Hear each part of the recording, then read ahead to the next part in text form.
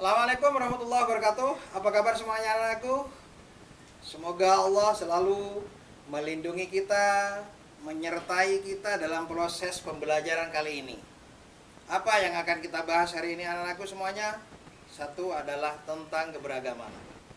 Nah, mari anakku semuanya, saya sebagai guru untuk selalu mencermati keberagaman yang ada di masyarakat Indonesia. Bab 4 akan kita bahas bersama. Yang mana dalam pembelajaran ini semuanya kalian sebagai peserta didik akan diajak untuk satu, mensyukuri keberagaman norma yang ada di Indonesia, keberagaman suku, agama, ras, dan antar golongan yang dikemas dalam satu kata-kata Bhinneka Tunggal Ika. Itu yang pertama. Yang kedua anakku, menghargai. Kita punya kewajiban untuk saling menghargai keberagaman. Perbedaan itu, suku beda, agama pasti berbeda, ras, antar golongan. Tuh. Yang berikutnya, dalam proses pembelajaran ini anakku, kalian akan diperkenalkan bagaimana karakter-karakter keberagaman di situ. Ras, suku, antar golongan yang dikemas sekali lagi di situ dalam bingkai Bhinneka Tunggal Ika. Berbeda tapi tetap satu. Terakhir anakku, yang akan kita bahas, hanya kita mempunyai tujuan dalam pembelajaran ini adalah kita punya tanggung jawab untuk melaksanakan. Apa di situ? Menjaga, menghargai keberagaman suku. Gitu anakku. Mohon untuk disimak berikut. Nah, kita mulai dulu dari Bhinneka Tunggal Ika anak-anakku.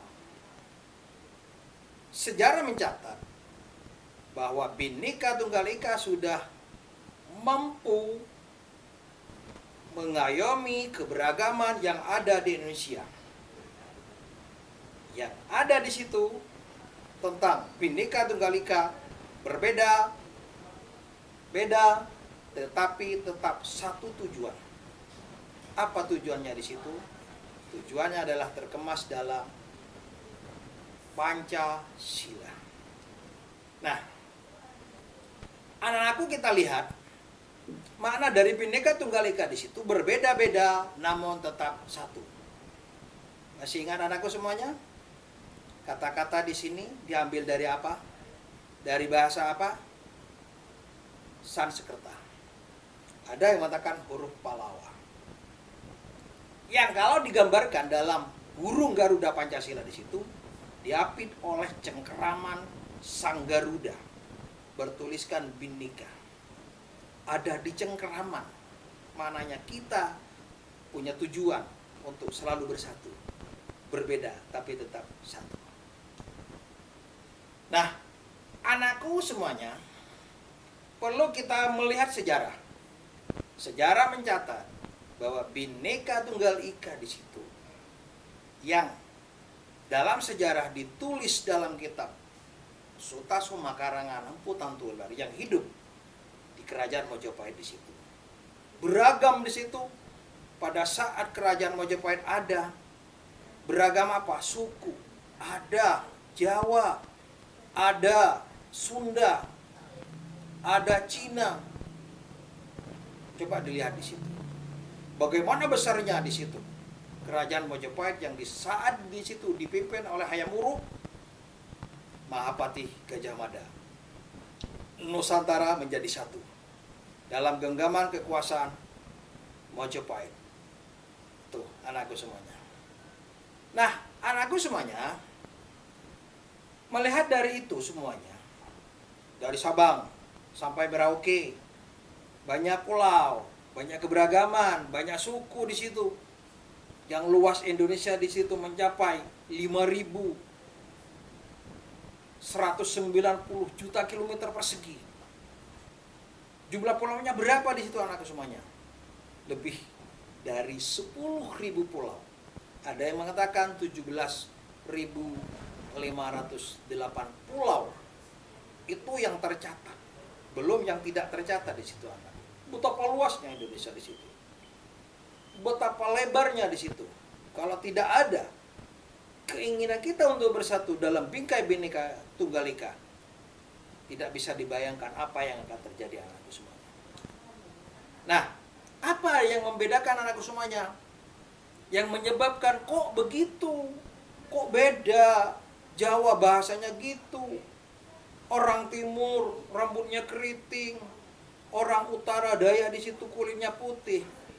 Satu, letak strategis Indonesia yang ada di bawah Katulistiwa, garis Katulistiwa di situ. Tuh, diapit oleh dua benua. Apa benua pertama di situ? Benua Asia yang ada di utara. Benua Australia yang ada di selatan. Itu yang pertama. Yang kedua, geografis, anakku semuanya. Dari barat sampai Merauke di situ. Kenapa kulit kita beda? Kenapa rambut kita beda? Letak geografis di situ.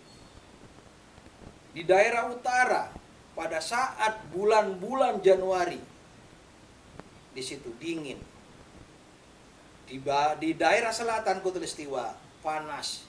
Jawa, Nusa Tenggara Timur, Nusa Tenggara Barat, Bali di situ mengalami panas. Sementara di utara dingin. Itu yang kedua. Yang ketiga, iklim. Iklimnya yang berbeda di situ. Walaupun Indonesia mempunyai dua musim, hujan, kemarau. Itu.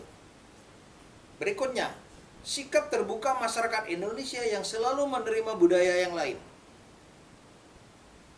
Istilah kawin campur antar budaya, antar suku, sering kita temui dalam banyak pemberitaan di situ anakku semuanya. Nah, anakku perlu diketahui tentang keberagaman yang ada di Indonesia. Menurut Haldetreich, lebih dari 300 suku Indonesia dari Sabang sampai Merauke di situ. Sementara menurut G. van Vollenhoven ada 316. Menurut A. Jasper Indonesia terdiri dari 366 suku bangsa. Betapa banyaknya di situ anakku semuanya. Nah, kita ada di Jawa, kita ada di Kalimantan, ada di Sumatera. Oke, itu boleh dikatakan bagian suku-suku yang mungkin amat terbesar. Masih banyak di daerah-daerah yang lain tidak bisa terbaca oleh kita. Nah, apa di situ anakku semuanya? Dalam kebudayaan ini anakku, apa yang mengakibatkan munculnya sebuah kegiatan di situ anakku semuanya? Karena apa? Satu, berakibat kepada mata pencaharian di gunung. Banyak petani di situ berkebun, menanam. Sementara di laut, apa yang dikerjakan di situ anakku? Ya, betul di situ. Nelayan mencari ikan. Itu pencariannya. Itu adalah bagian dari keberagaman. Sistem teknologi yang di darat, yang di pegunungan di situ anakku semuanya. Pintar untuk mengelola tanah, berkebun, nanam ini. Itu teknologi yang terbarukan. Pandai buat ini, pandai buat ini. Beda dengan yang ada di pinggir laut. Di situ keahliannya berbeda. Tuh. Apalagi anakku yang di situ bahasa, ada Madura, ada Jawa, Jawa Timur di situ ada dua bahasa, bahasa Jawa sendiri, bahasa Osing anakku. Di Madura memang bahasanya satu, bahasa Madura, tapi dialek di situ berbeda. Sumenep, Sampang, Bangkalan berbeda anakku semua. Apalagi di Bawean di situ. Itu yang menjadi sebuah keberagaman. Kesenian anakku semuanya. Banyak kesenian yang berbeda di situ, walaupun hanya tinggal satu pulau, Jawa, Gadrung, Banyuwangi. Terus apalagi di situ? Remo, Surabaya, Ludruk. Ada topeng di situ, macam-macam di situ anakku semua. Nah, sehingga anakku semuanya ini berakibat kepada apa di situ? Tradisi-tradisi anakku semuanya. Ada tradisi yang namanya ngaben, ada yang namanya tradisi sekaten di situ. Ingat anakku semuanya, bangsa Indonesia di sini terdiri dari ras Mongoloid pertama, Kaukasoid kedua, terus Mongoloid ketiga, ras Australanesia yang empat. Itu semuanya berbeda. Nah, anakku semuanya, kita wajib untuk memahami keberagaman ini. Masyarakat yang ada di Indonesia di sini berbeda. Sekali lagi, berbeda anakku. Tapi ingat, jangan dijadikan alasan untuk pecah belah. Salah kalau keberagaman ini menjadi pemecah belah bangsa. Bhinneka Tunggal Ika di situ anakku, yang akan menjadi pemersatu bangsa Indonesia. Nah, anakku semuanya, kita wajib untuk saling menghormati.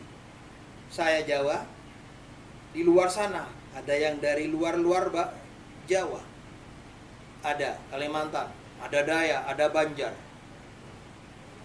Di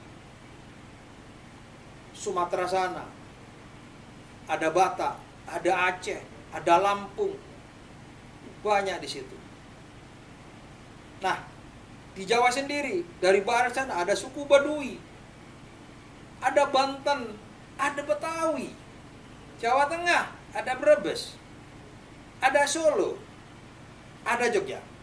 Jawa Timur ada Tengger, ada Madura, ada Using di situ, ada Bali, begitu seterusnya. Kita lestarikan anakku semuanya, kita jadikan satu di situ. Inilah keragaman Indonesia yang akan menjadi kekayaan kita Indonesia. Nah, itu anakku, mari kita lestarikan. Kita budayakan saling menghormati, apapun sukunya, apapun agamanya, apapun rasnya. Satu tekad, negara kita, negara kesatuan berdasarkan Bhinneka Tunggal Ika. Nah, mari kita semuanya anakku, kita bertoleransi, saling menghargai, saling memberi, menerima perbedaan, toleransi yang diharapkan di situ anakku semuanya. Apa toleransi? Saling menghargai, saling menerima apa adanya.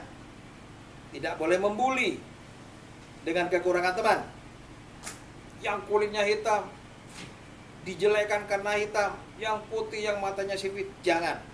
Sekali lagi jangan. Tidak ada pembulian tentang perbedaan suku, agama, ras dan yang lain di situ. Itu namanya toleransi anakku semua. Nah, sampai di sini anakku semua sudah paham? Nah, oke. Sekali lagi anakku, kita jaga perbedaan ini. Ingat anakku, di pasal 29 ayat 2 Undang-Undang Dasar Negara Republik Indonesia mengatur kebebasan untuk memeluk agama dan kepercayaan. Silakan yang agama Islam beribadah ke masjid, yang Kristen beribadah ke gereja, begitu seterusnya. Kita hormati, kita hargai perbedaan itu. Itu yang menjadi tujuan kita anakku. Nah, anakku semuanya, sekali lagi kita wajib untuk toleransi. Jangan membuli. Sekecil apapun pembulian di situ salah. Sekecil apapun bentuk di situ yang namanya perundungan, apakah body shaming atau yang lain di situ, itu mencerminkan sebuah perbuatan yang tidak toleransi, tidak menghargai anakku semua. Nah, anakku semuanya, sampai di sini kita bertemu bertatap muka. Ingat, kita hidup di Indonesia dalam bingkai Bhinneka Tunggal Ika, satu tujuan kita. Terima kasih. Saya cukupkan dari sini. Terima kasih anakku semuanya. Sehat walafiat. Wassalamualaikum warahmatullahi wabarakatuh.